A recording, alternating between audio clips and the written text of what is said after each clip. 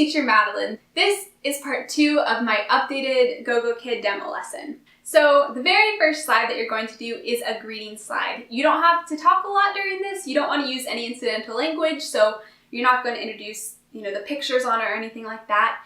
Instead, you're going to start off really high energy. Hello, my name is, and I have my name board that I hold up, Teacher Madeline. So really high energy, big hello, my name is Teacher Madeline. Then give them a moment to respond.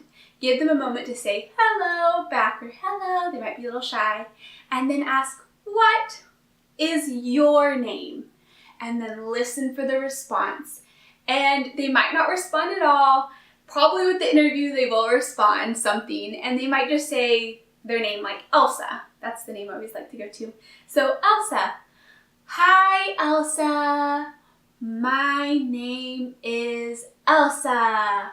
And then listen. That's a really great opportunity to have them speak in a complete sentence if they didn't already. So that's one thing that you can do, whether you're doing a live or a recorded demo lesson, that's something that you can do. So if you're doing a recorded, you can make these corrections as well throughout this lesson that I'm going to show you guys and pretend like the student's making mistakes and that you're correcting them, even though they're not actually there. So after you have Elsa introduce herself, she says her name back in a complete sentence if you decide to do that, then you can go ahead and praise her with your secondary reward system. So good job, Elsa. When you do a good job, you earn a monkey. And then I'll give her the monkey and go, good, monkey. 1, and I usually have them just say the number back. And so go ahead, this is a good time to praise them. Every few slides, go ahead and pull this out and give them another monkey or whatever it is you decide to do.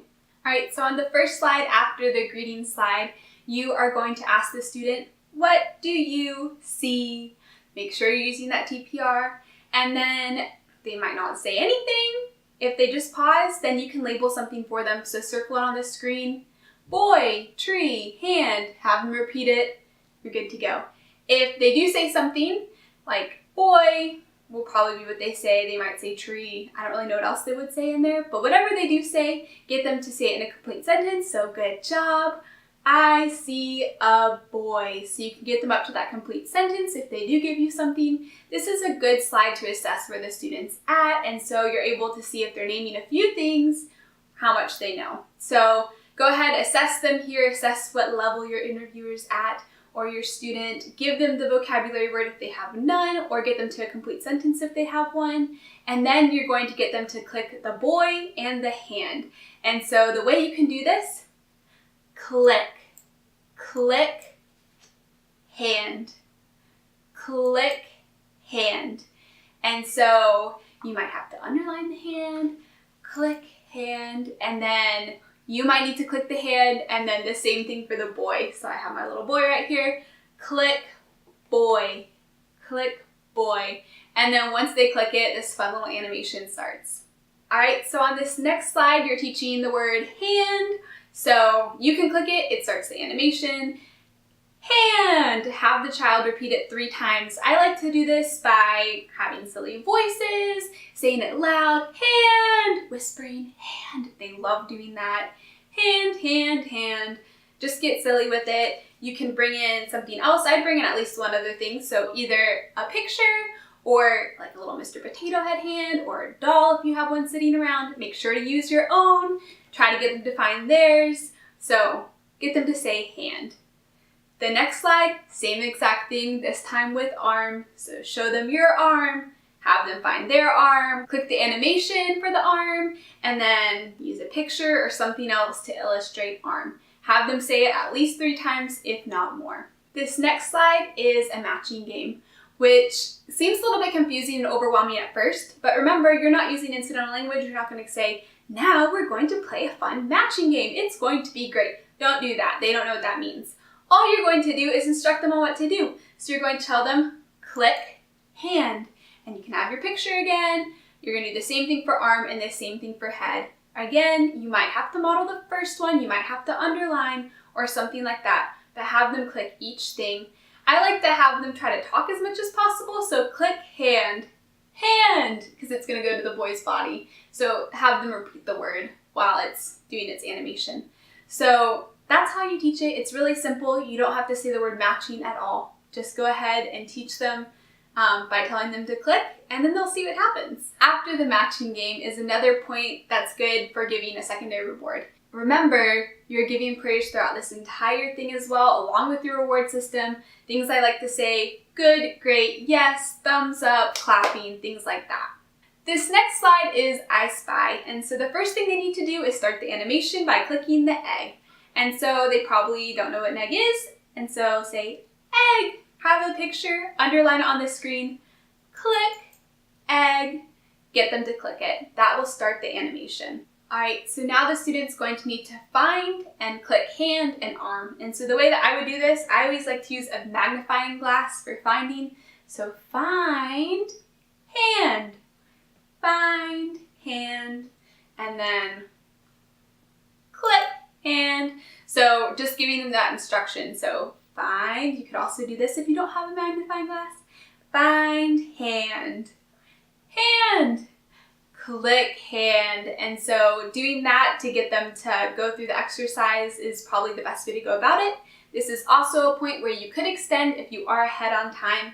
I would extend with words that are a little bit simpler, like find apple, find dog. Those things are a little bit simpler, maybe find bird. Those are probably the 3 simplest ones that they could click for extension. Alright, so on this next slide, you're going to do the same thing where you ask them to click the egg and the boy to start the animation. So you guys know how to do that by now. You're also going to click on the little speech button to listen to the sound. And then after that, you're going to ask, what do you see? And see if they can respond arm, because that's what's circled. Hopefully they respond something.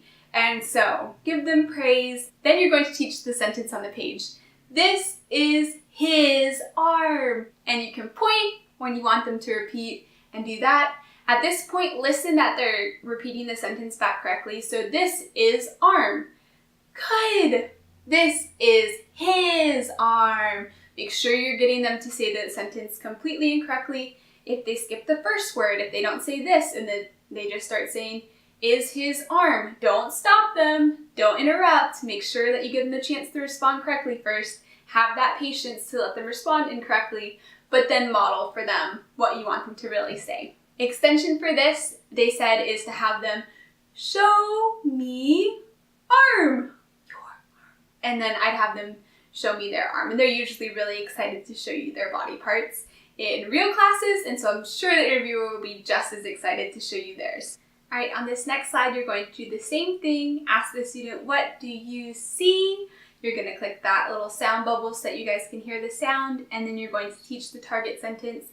This is his hand. So remember, use TPR, use your fingers to get them to the complete sentence, and make sure they're saying it all correctly, and give a lot of praise. Alright, so the goal of this slide is to teach the sentences, so you're going to underline them, and then model them and have the student repeat. Then you're going to ask, what do you see? And try to get a response from them. After that, your goal is to have them draw a line to the body part, and so you're going to underline it and say hand, and then either have a mouse and show them how to draw the line, or you can write little dots on there, like I kind of write a dotted line sometimes, and they can copy that. You can write on a whiteboard. There are lots of different things you could do to teach them to draw a line, and so you want them to match the body part with the sentence. And so once you do that, that's another good time to give a reward if you need to give another secondary reward, and you can move on to the next slide. Alright, so after that, if you still have a little bit of time to go, you can do an extension and count the butterflies. So 1, 2, 3, underline them or something like that if you feel like you might finish a little bit too early. On this next slide, you're able to go over the vocabulary one last time. You can do this just by underlining. You can pull up your pictures, your arm, your hand. You can pull these things up and practice them one last time, practice the sentences one last time. One thing you could do, you could go like, and see if they give you the word. So anything like that, just to get them practicing the vocabulary. Kind of look at where your student's at, where your interviewer is pretending to be at, and gauge from there. Alright, this next slide you're going to sing. I always like to hold up a music note to tell them that we're going to sing, because I am a horrible singer, and if I don't have this music note, they don't know what I'm trying to do. And so I pull this out, and then you have a play button so you can start playing this song. You can pause it throughout and then practice the words with them. I like to underline what I'm saying and then again use TPR. It's vocabulary they're familiar with now. So hold it up, get them to show you their hand and arm. This song is a great time to be silly and have a lot of fun practicing the vocabulary in a new way. All right, the last slide is the goodbye slide, and so just have a lot of fun with this. Goodbye, Elsa. Get really happy, high energy, really excited. Say goodbye to her, let her say goodbye, and then you're done. So I hope that these ideas helped you a little bit. Of course, you want to add your own twist, your own unique ideas to it, your own props, whatever makes sense to you is what's going to come across best to the interviewer. You want to stay true to yourself, but also make sure that you are following the requirements of the target sentences, the vocabulary you're supposed to be teaching. Don't use incidental language, be patient, keep all that stuff, but do try to add your own unique personality to the material to make it your own and to show the interviewer why you should be a Gogokid teacher. The biggest thing, just make sure that you're having fun, relax. I know it can be a little bit scary to be with an adult that's pretending to be a child, but just take a deep breath, pretend that a kid's there with you, and just have fun with the material. And so I hope this helped. If you guys have any questions, leave them down below. If you haven't yet applied to Gogokid, my link is also down below. If you use it, I'll send you the script that I like to use, the props that I like to use, as well as general tips and tricks to help you with your interview. And as always, thank you so much for watching. I'll see y'all next time.